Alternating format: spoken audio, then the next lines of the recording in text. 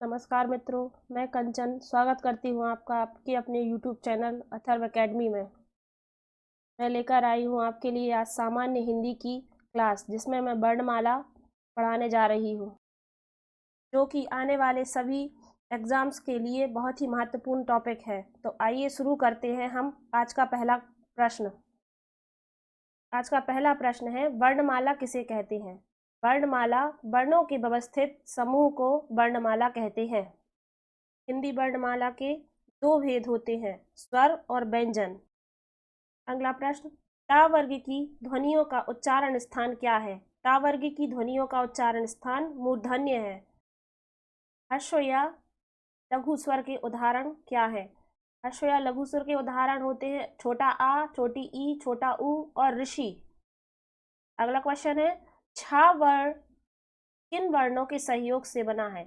जो छा वर्ण है वो दो वर्णों से मिलकर बना है। छोटा आधा का और छा मिलकर छा बना है। अगला क्वेश्चन, ओ और औ का उच्चारण स्थान क्या है? ओ और औ का उच्चारण स्थान कंठोष्ठ है। आइए देखते हैं अब अपना अगला प्रश्न। पा, फा, बा, भा, मा किसके उदाहरण है? पा, फा, बा, भा, मा ओष्ठ्य व्यंजन के उदाहरण है। अगला प्रश्न, हलंत युक्त व्यंजन कब लिखा जाता है? हलंत युक्त व्यंजन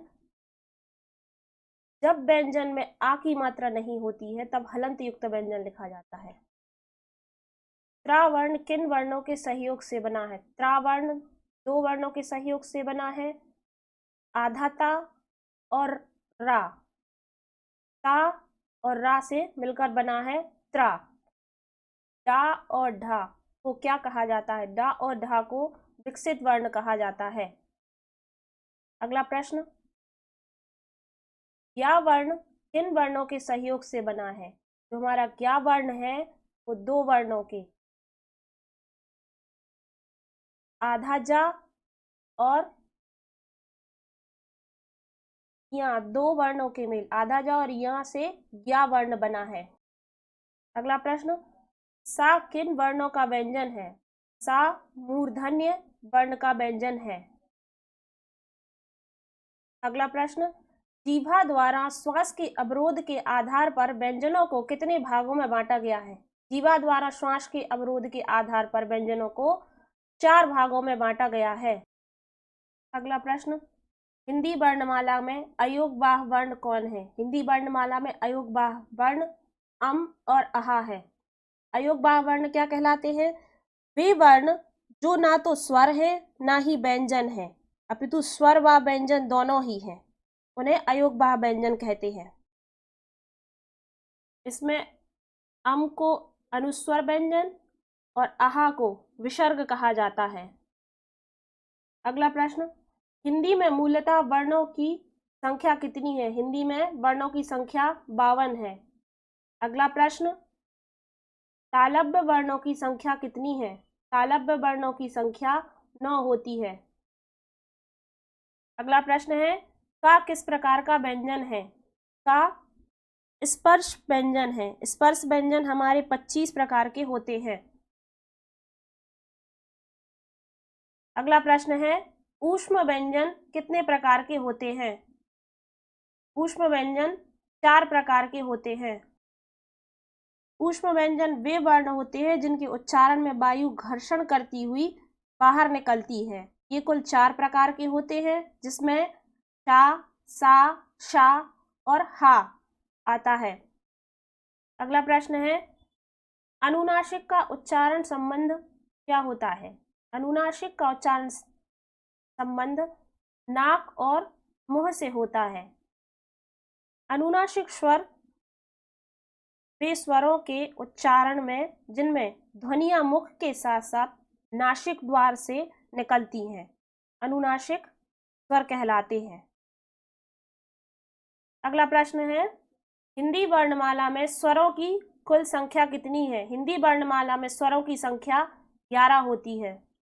अगला प्रश्न है, वर्ण विभाजन क्या कहलाता है? वर्ण विभाजन, वर्णों को पृथक पृथक करना वर्ण विभाजन कहलाता है। अगला प्रश्न है, दीर्घ स्वरों का समूह बताइए।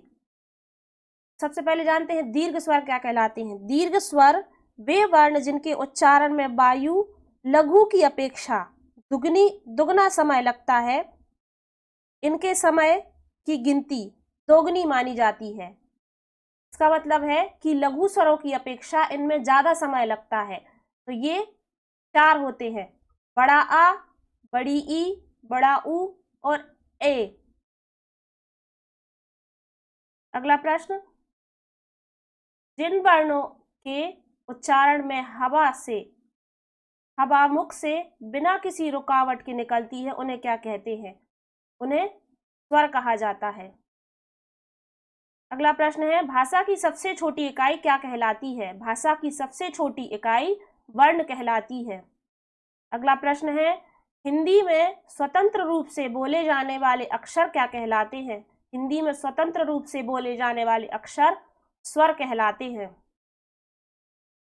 अगला प्रश्न, ऐसी ध्वनियां जिन्हें न स्वरों में रखा जाता है न व्यंजनों में एवं जिनकी स्थिति स्वरों और व्यंजनों की बीच की जाती है उन्हें क्या कहा जाता है? उन्हें अयोगवा या अर्धस्वर कहा जाता है।